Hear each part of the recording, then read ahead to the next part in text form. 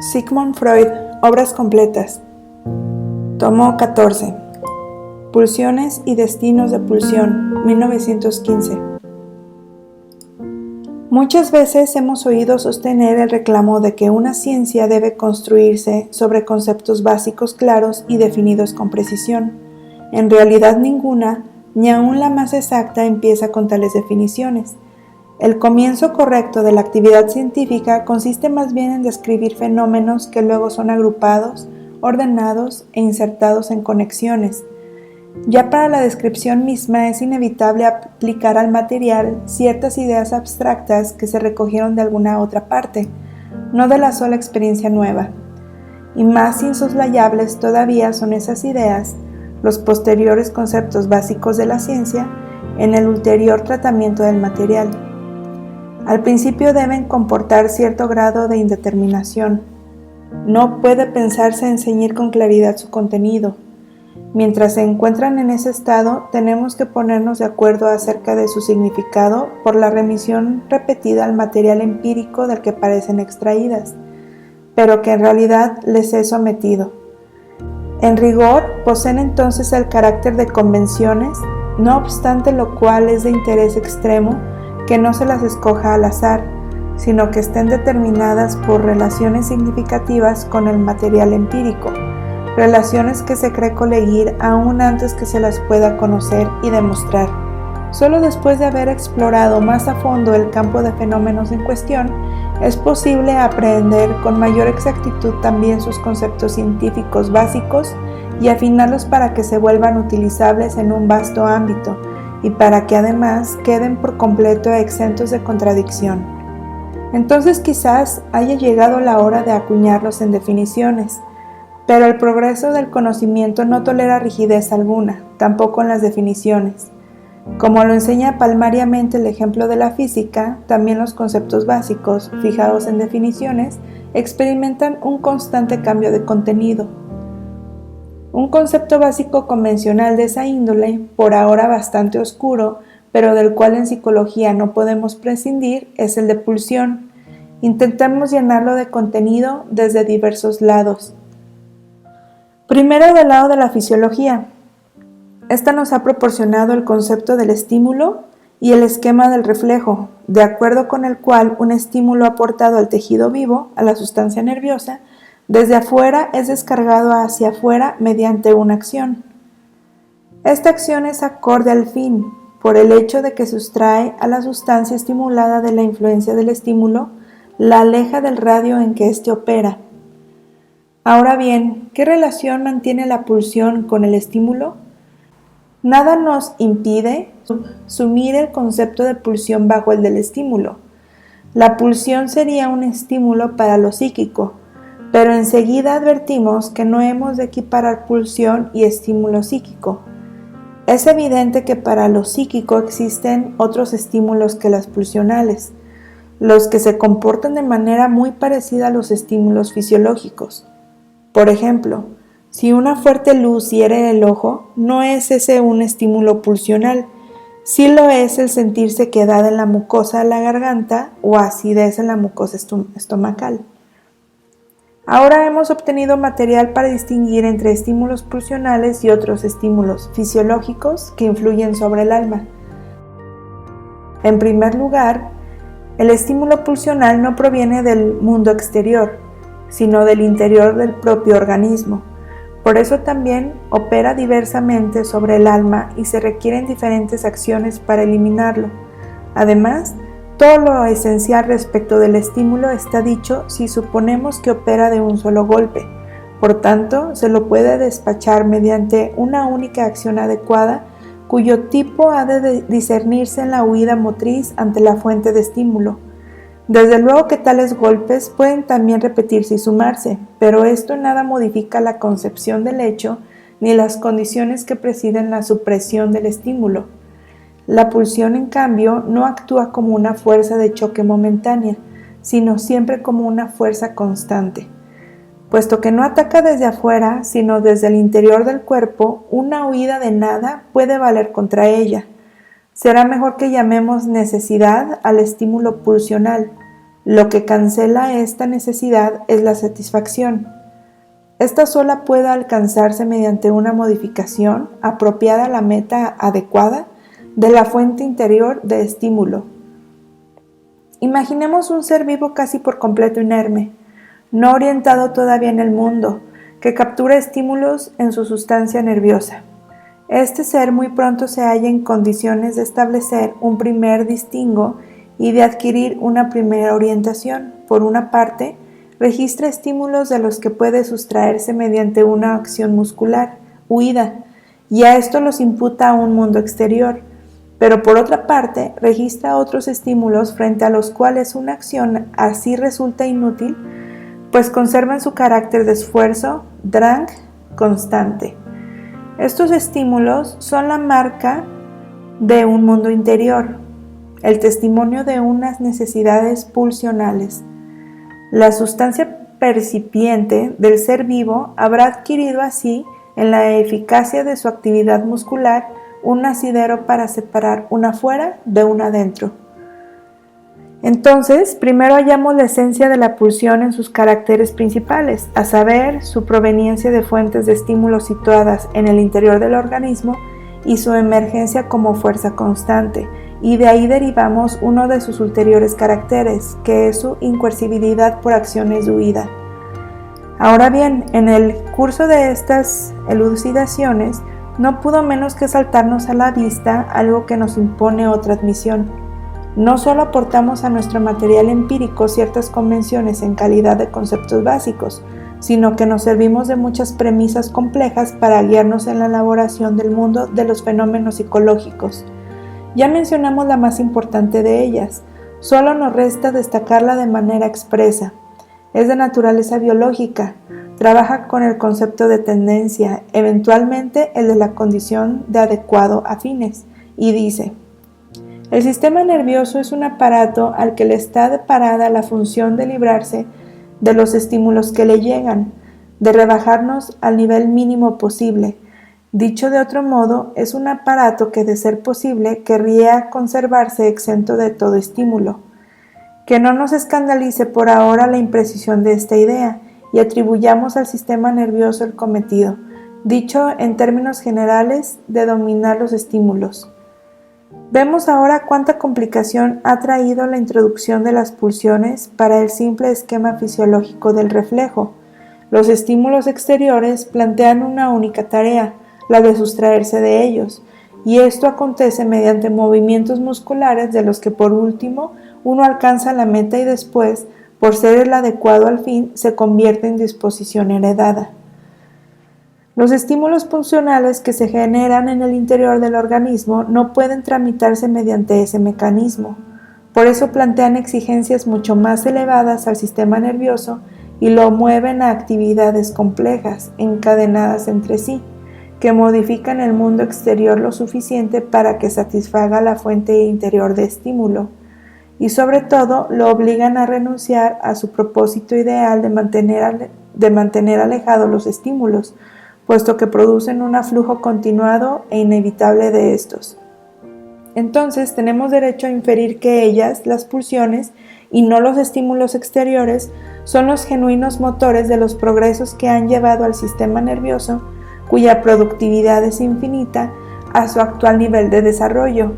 Desde luego, nada impide esta conjetura. Las pulsiones mismas, al menos en parte, son decantaciones de la acción de estímulos exteriores que en el curso de la filogénesis influyeron sobre la sustancia viva, modificándola.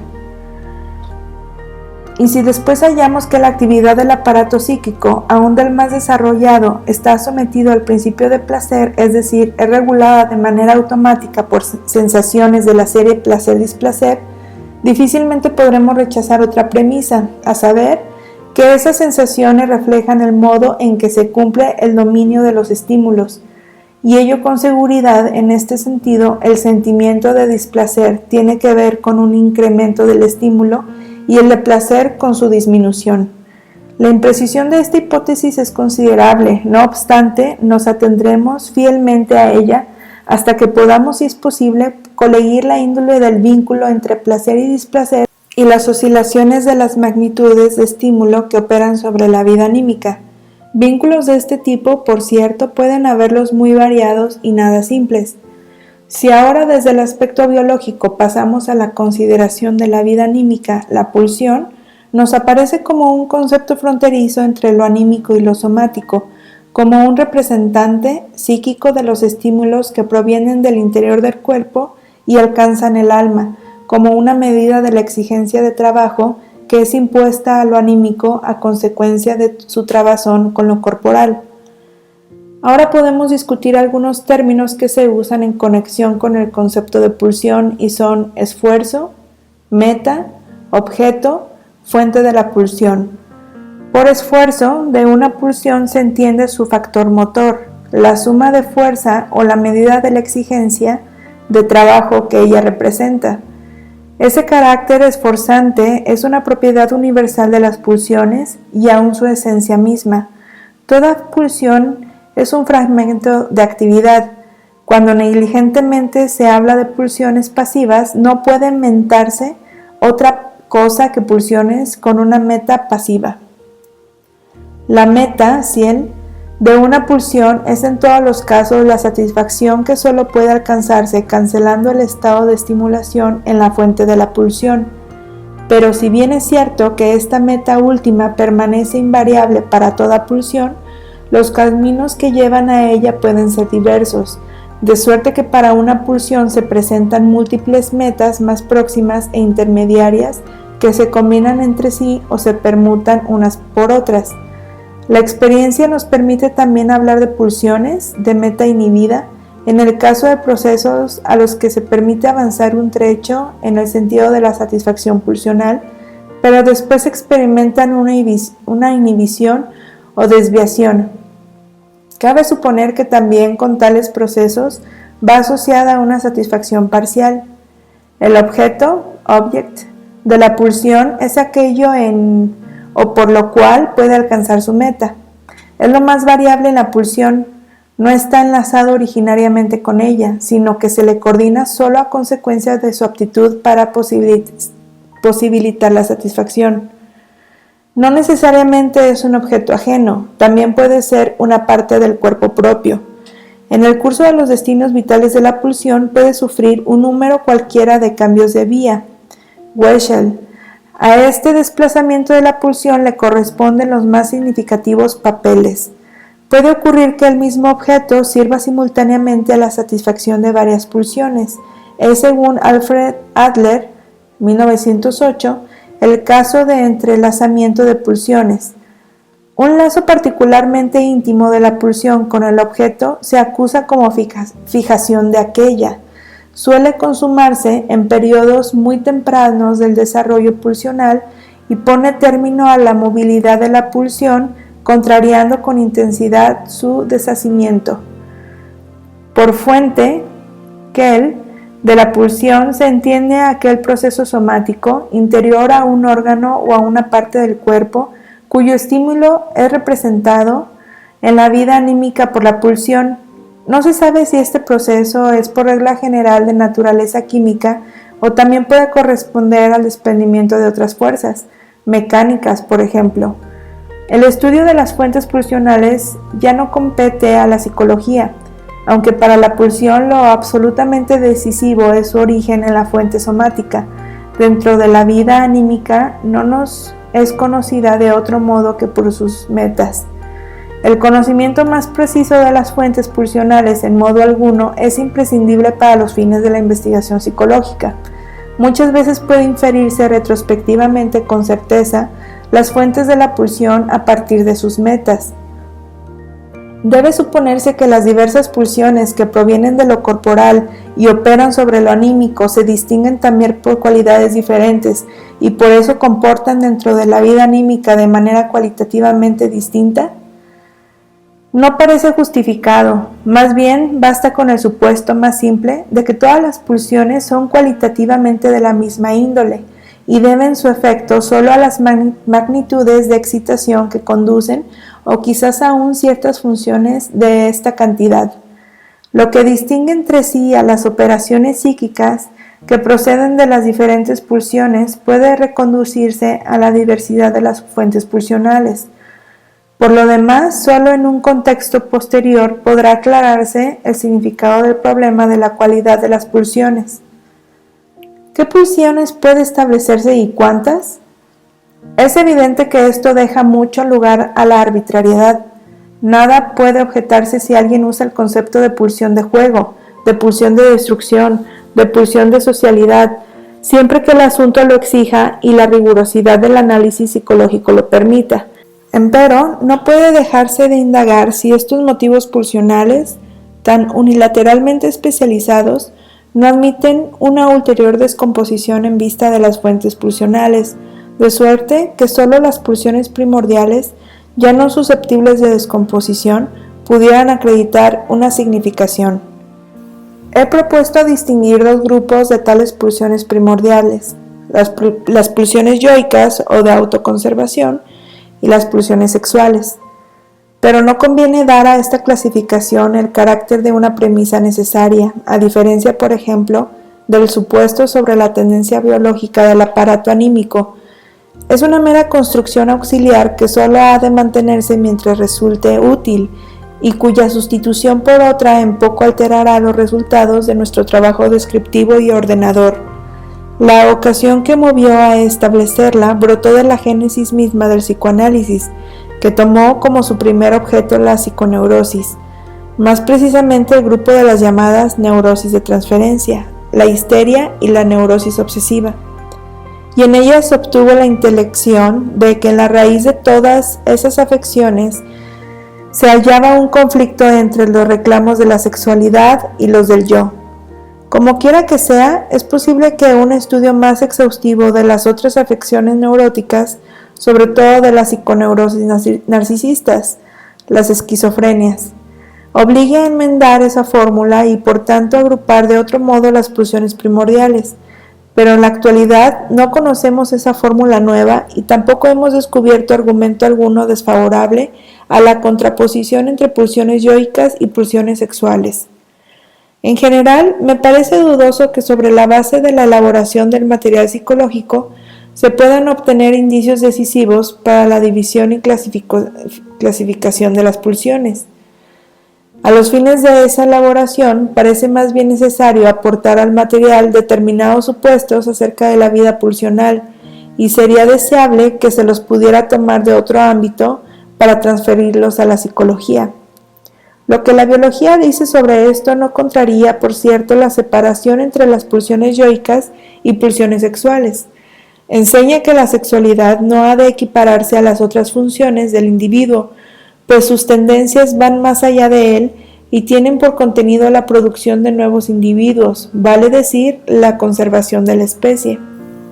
Nos muestra además que dos concepciones del vínculo entre yo y sexualidad coexisten con igual título uno junto a la otra.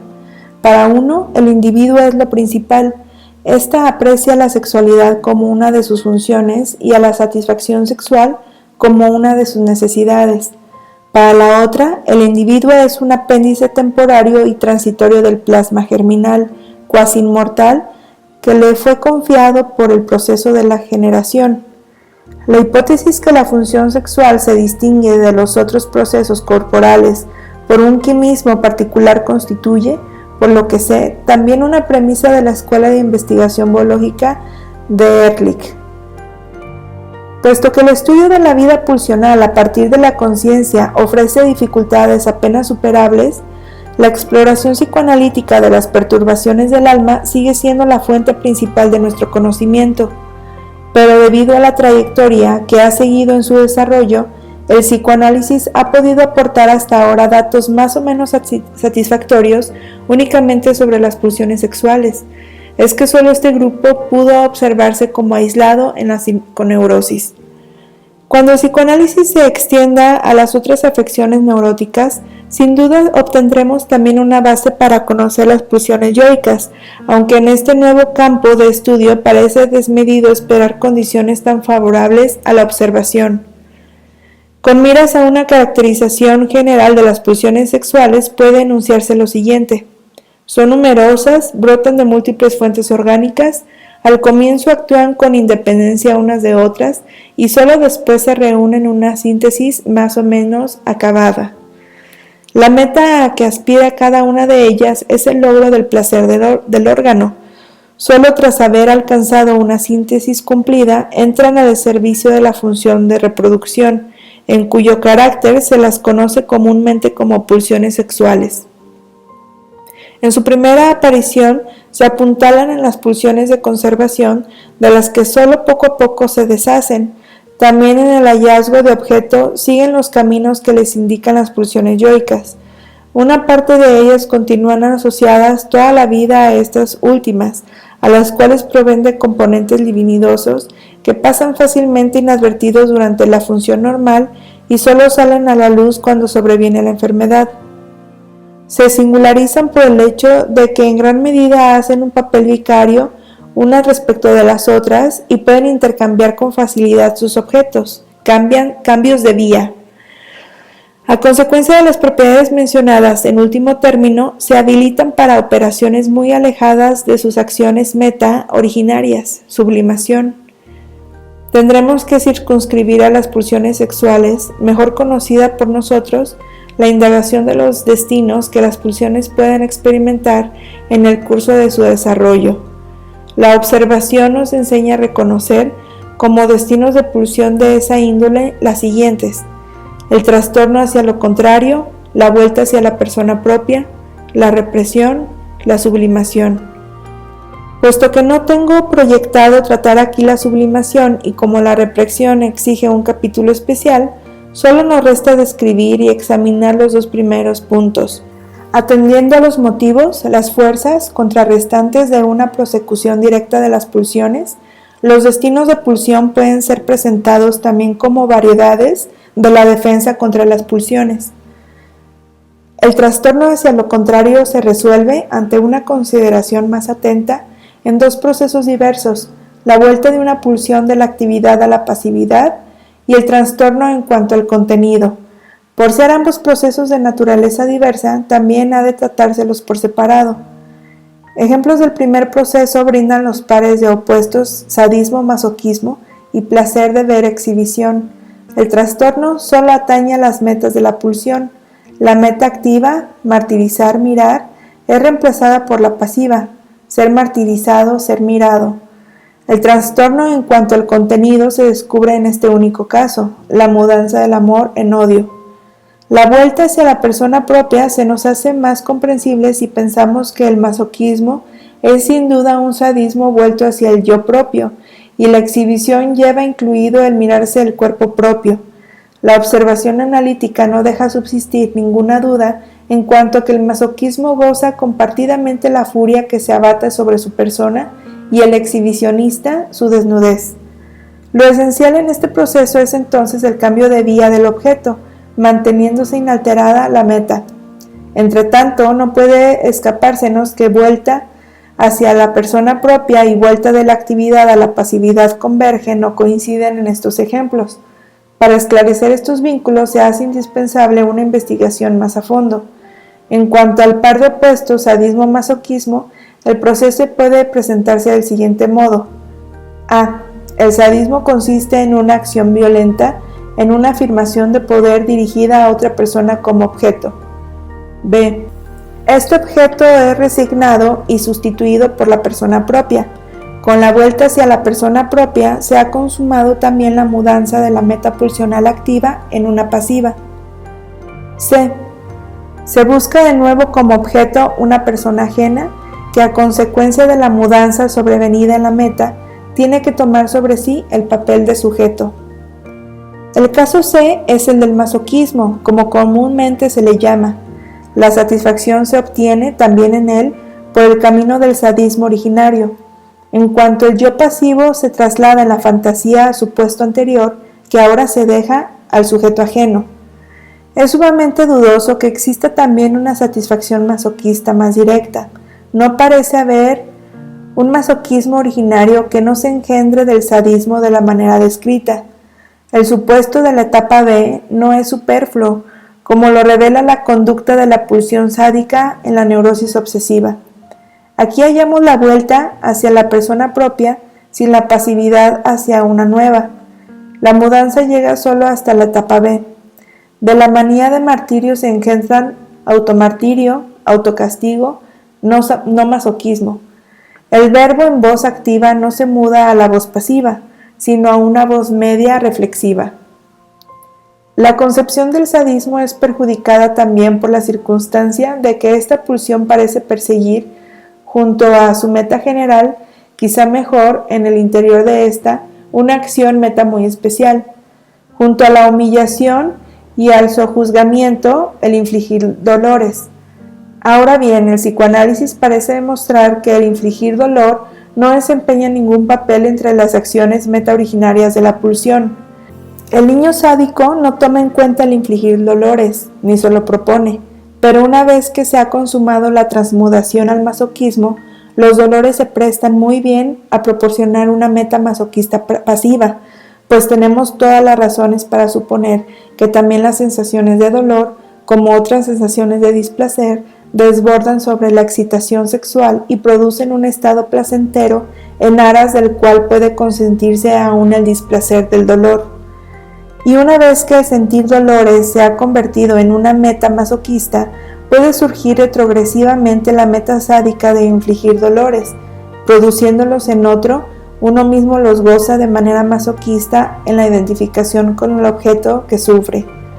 Desde luego, en ambos casos no se goza el dolor mismo, sino la excitación sexual que lo acompaña, y como sádico, esto es particularmente cómodo. El gozar del dolor sería, por tanto, una meta originariamente masoquista, pero que solo puede devenir meta pulsional en quien es originariamente sádico. Para hacer un recuento completo, agrego que la compasión no puede describirse como un resultado de la mudanza pulsional desde el sadismo, sino que exige la concepción de una formación reactiva contra la pulsión. Acerca de esta diferencia, véase más adelante. Resultados algo diversos y más simples ofrece la indagación de otro par de opuestos, el de las pulsiones que tienen por meta respectivamente el ver y el mostrarse, voyeur, y el exhibicionista en el lenguaje de las perversiones. También aquí puede distinguirse las mismas etapas que en el caso anterior. A. El ver como actividad dirigida a un objeto ajeno. B. La resignación del objeto, la vuelta de la pulsión de ver hacia una parte del cuerpo propio y por tanto el trastorno en pasividad y el establecimiento de la nueva meta, ser mirado. C. La inserción de un nuevo sujeto, al que uno se muestra a fin de ser mirado por él. Apenas puede dudarse de que la meta activa aparece también más temprano que la pasiva. El mirar precede al ser mirado. Pero una importante divergencia con el caso del sadismo reside en que la pulsión de ver ha de reconocerse una etapa todavía anterior a la que designamos A. En efecto, inicialmente la pulsión de ver es autoerótica, tiene sin duda un objeto, pero éste se encuentra en el cuerpo propio. Solo más tarde se ve llevada, por la vía de la comparación, a permutar este objeto por uno análogo del cuerpo ajeno, etapa A. Ahora bien, este grado previo presenta interés porque de él se siguen las dos situaciones del par de opuestos resultantes, según que el cambio de vía ocurre en un lugar o en el otro. El esquema de la pulsión de ver podría ser este. A. Uno mismo mirar miembro sexual igual a miembro sexual ser mirado por persona propia. B. Uno mismo mirar objeto ajeno, placer de ver activo. Y. Objeto propio ser mirado por persona ajena, placer de mostrar, exhibición. Una etapa previa semejante falta en el sadismo, que desde el comienzo se dirige a un objeto ajeno. Empero no sería del otro disparatado construirla a partir de los empeños del niño que quiere hacerse señor de sus propios miembros. Para los dos ejemplos de pulsión aquí considerados vale esta observación: la mudanza pulsional mediante trastorno de la actividad en pasividad y mediante vuelta sobre la persona propia nunca afecta en verdad a todo el monto de la moción pulsional. La dirección pulsional más antigua, activa, subsiste en cierta medida junto a la más reciente, pasiva, aunque el proceso de la transmudación pulsional haya sido muy extenso. El único enunciado correcto acerca de la pulsión de ver sería este: Todas las etapas de desarrollo de la pulsión, tanto la etapa previa autoerética cuanto las conformaciones finales activa y pasiva, subsisten unas junto a las otras, y esta aseveración se hace evidente si en lugar de las acciones pulsionales se toma como base del juicio el mecanismo de la satisfacción.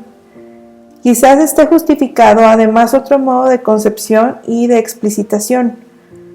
Podemos descomponer toda vida pulsional en oleadas singulares, separadas en el tiempo y homogéneas dentro de la unidad de tiempo, cualquiera que sea ésta, las cuales se comportan entre sí como erupciones sucesivas de lava.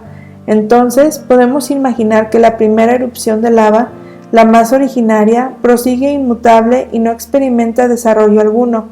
La oleada siguiente está expuesta desde el comienzo a una alteración, por ejemplo la vuelta a la pasividad, y se agrega con este nuevo carácter al anterior, etc. Y si después se abarca con la mirada la moción pulsional desde su comienzo hasta un cierto punto de detención, la sucesión descrita de las oleadas proporcionará la imagen de un determinado desarrollo de la pulsión. El hecho de que en esa época más tardía del desarrollo pueda observarse, junto a una moción pulsional, su opuesto pasivo, merece ser destacado mediante el certero nombre introducido por Bleuler, ambivalencia. El desarrollo pulsional se nos haría comprensible por la referencia a la historia del desarrollo de la pulsión y a la permanencia de las etapas intermedias. La experiencia nos indica que la cuantía de la ambivalencia comprobable varía en alto grado entre los individuos, grupos humanos o razas. Una extensa ambivalencia pulsional en un ser vivo actual puede concebirse como una herencia arcaica, pues tenemos razones para suponer que la proporción de las mociones activas no mudadas ha sido mayor en la vida pulsional de épocas primordiales que en promedio en la de hoy. Nos hemos acostumbrado, sin examinar al comienzo el vínculo entre autoerotismo y narcisismo, a llamar narcisismo a la fase temprana del desarrollo del yo, durante la cual las pulsiones sexuales se satisfacen de manera autoerótica. Deberíamos entonces decir que la etapa previa de la pulsión de ver, en que el placer de ver tiene por objeto al cuerpo propio, pertenece al narcisismo. Es una formación narcisista. Desde ella se desarrolla la pulsión activa de ver, dejando atrás al narcisismo, pero la pulsión pasiva de ver retiene al objeto narcisista. De igual modo, la transmutación del sadismo al masoquismo implica un retroceso hacia el objeto narcisista, y en los dos casos, o sea, el del placer pasivo de ver y el del masoquismo, el sujeto narcisista es permutado por identificación con un yo otro ajeno. Si consideramos la etapa previa del sadismo, esa etapa narcisista que construimos, alcanzamos una intelección más general. Los destinos de pulsión que consisten en la vuelta sobre el yo propio y en el trastorno de la actividad en pasividad dependen de la organización narcisista del yo y llevan impreso el sello de esta fase. Corresponden quizá a los intentos de defensa que en etapas más elevadas del desarrollo del yo se ejecutan con otros medios. Aquí caemos en la cuenta de que hasta ahora solo sometimos a examen el par de opuestos pulsionales, sadismo-masoquismo y placer de ver, placer de mostrar. Son estas las más conocidas de las pulsiones sexuales que se presentan como ambivalentes. Los otros componentes de la función sexual más tardía no han resultado aún lo bastante asequibles al análisis como para que podamos elucidarlos de manera parecida. De ello podemos decir en general que actúan de modo autoerótico, es decir, su objeto se eclipsa tras el órgano que es su fuente y por lo común coincide con este último. El objeto de la pulsión de ver es también primero una parte del cuerpo propio, no obstante no es el ojo mismo, y en el sadismo el órgano fuente, que es probablemente la musculatura capaz de acción, apunta de manera directa a un objeto otro, aunque se sitúe en el cuerpo propio. En las pulsiones autoeróticas es tan decisivo el papel del órgano fuente que, según una sugerente conjetura de Federn en 1913 y Jekels 1913b, forma y función del órgano determinan la actividad o pasividad de la metapulsional. La mudanza de una pulsión en su contrario, material, solo es observada en un caso, la transposición de amor en odio, puesto que con particular frecuencia ambos se presentan dirigidos simultáneamente al mismo objeto. Tal coexistencia ofrece también el ejemplo más significativo de una ambivalencia de sentimientos. El caso del amor y del odio cobra un interés particular por la circunstancia de que es refractario a ordenarse dentro de nuestra exposición de las pulsiones. El vínculo más íntimo une estos dos sentimientos opuestos con la vida sexual. No podemos dudar de eso, pero naturalmente somos reacios a concebir el amar como si fuera una pulsión parcial de la sexualidad entre otras. Más bien querríamos discernir en el amar la expresión de la aspiración sexual como un todo, pero tampoco así aclaramos nada y no sabemos cómo habría de comprenderse un contrario material de esa aspiración. El amar no es susceptible de una sola oposición, sino de tres. Además de la oposición amar-odiar, hay la que media entre amar y ser amado, y por otra parte, amar y odiar, tomados en conjunto, se contraponen al estado de indiferencia. De estas tres oposiciones, la segunda, la que media entre amar y ser amado, se corresponde por entero con la vuelta de la actividad a la pasividad y admite también como la pulsión de ver idéntica reconducción a una situación básica. Hela aquí, amarse a sí mismo, lo cual es para nosotros la característica del narcisismo. Ahora bien, según sean el objeto o el sujeto los que se permuten por uno ajeno, resulta en la aspiración de meta activa, el amar, o la meta pasiva, el ser amado, de las cuales la segunda se mantiene próxima al narcisismo. Quizá nos acerquemos a la comprensión de las múltiples contrarios del amar si consideramos que la vida anímica en general está gobernada por tres polaridades, las oposiciones entre sujeto, yo, objeto, mundo exterior, placer-displacer, activo-pasivo. La oposición entre yo y no yo, afuera, o sea, sujeto-objeto, se impone tempranamente al individuo, como dijimos, páginas 114-115, por la experiencia de que puede acallar los estímulos exteriores mediante su acción muscular, pero está indefenso frente a los estímulos pulsionales. Esta oposición reina soberana principalmente en la actividad intelectual, y crea para la investigación la situación básica que ningún empeño puede modificar. La polaridad placer-displacer adhiere a una serie de la sensación cuya inigualable importancia para la decisión de nuestras acciones, voluntad, ya pusimos de relieve, página 116. La oposición activo-pasivo no ha de confundirse con la que media entre yo sujeto y afuera objeto. El yo se comporta pasivamente hacia el mundo exterior en la medida en que reciba estímulos de él, y activamente cuando reaccione frente a estos. Sus pulsiones lo compelen sobremanera a una actividad hacia el mundo exterior, de suerte que destacando lo esencial podría decirse: el yo sujeto es pasivo hacia los estímulos exteriores y activo por sus pulsiones propias. La oposición entre activo y pasivo se fusiona más tarde con la que media entre masculino y femenino, que antes que esto acontezca carece de significación psicológica. La soldadura entre la actividad y lo masculino y entre la pasividad y lo femenino nos aparece en efecto como un hecho biológico, pero en modo alguno es tan omnipresente y exclusiva como nos inclinamos a suponer. Las tres polaridades del alma entran en los más significativos enlaces recíprocas. Existe una situación psíquica originaria en que dos de ellas coinciden. El yo se encuentra originariamente al comienzo mismo de la vida anímica, investido por pulsiones, y es en esa parte capaz de satisfacer sus pulsiones en sí mismo. Llamamos narcisismo a ese estado y autoerótica la posibilidad de satisfacción. El mundo exterior en esa época no está investido con interés, dicho esto en general, y es indiferente para la satisfacción. Por tanto, en ese tiempo el yo sujeto coincide con lo placentero y el mundo exterior con lo indiferente, y eventualmente, en cuanto fuente de estímulos, con lo displacentero. Si por ahora definimos el amar como la relación del yo con sus fuentes de placer, entonces la situación en que solo se ama a sí mismo y es indiferente al mundo ilustra la primera de las oposiciones en que hemos hallado el amar.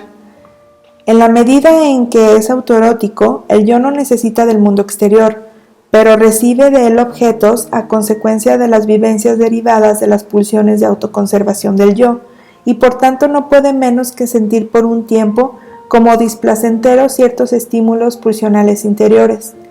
Ahora bien, bajo el imperio del principio de placer, se consuma dentro de él un ulterior desarrollo.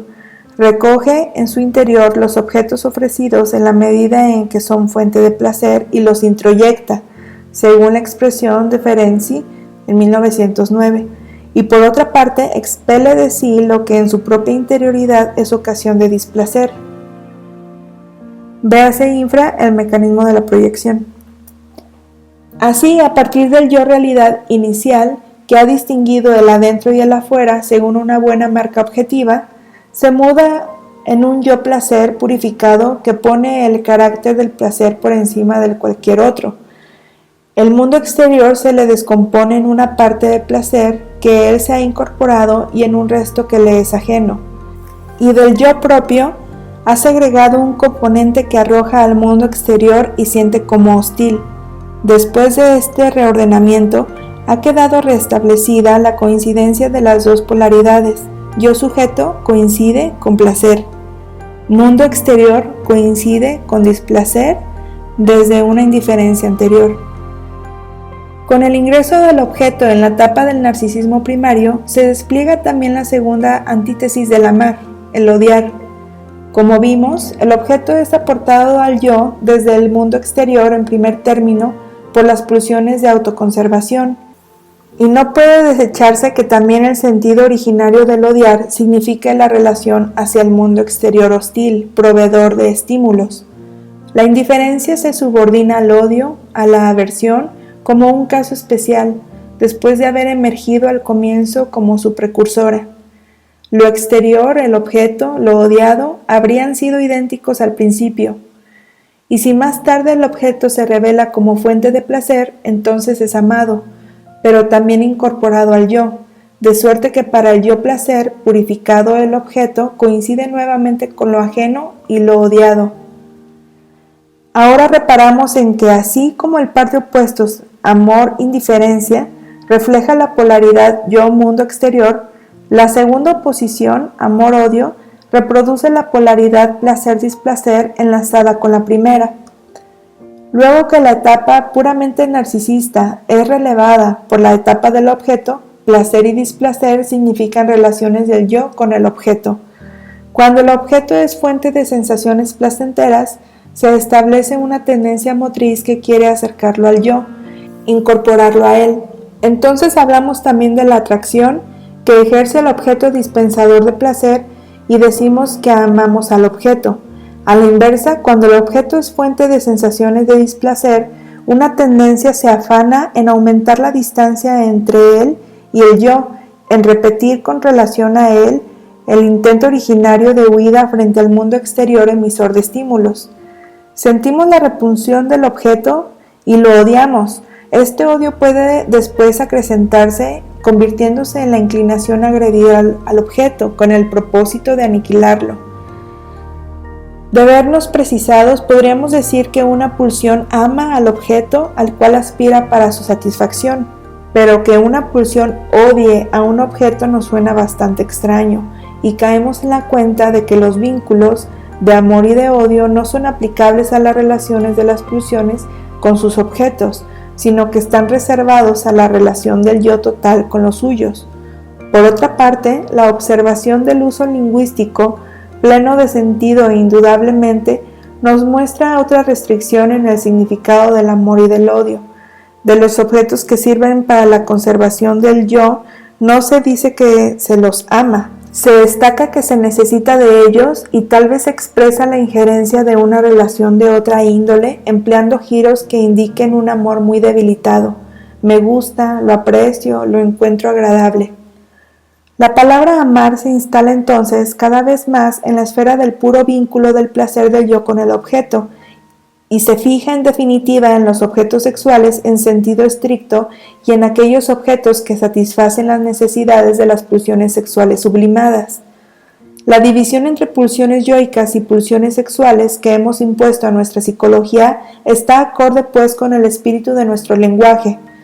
Si no solemos decir que la pulsión sexual singular ama a su objeto y en cambio hallamos que el uso más adecuado de la palabra amar se aplica al vínculo del yo con su objeto sexual, esta observación nos enseña que su aplicabilidad a tal relación solo empieza con la síntesis de todas las pulsiones parciales de la sexualidad bajo el primado de los genitales y al servicio de la función de la reproducción.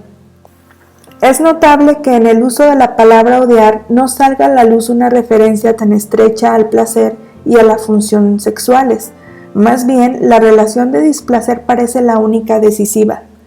El yo odia, aborrece y persigue con fines destructivos a todos los objetos que se constituyen para él en fuente de sensaciones displacenteras, indiferentemente de que le signifiquen una frustración de la satisfacción sexual o de la satisfacción de necesidades de conservación.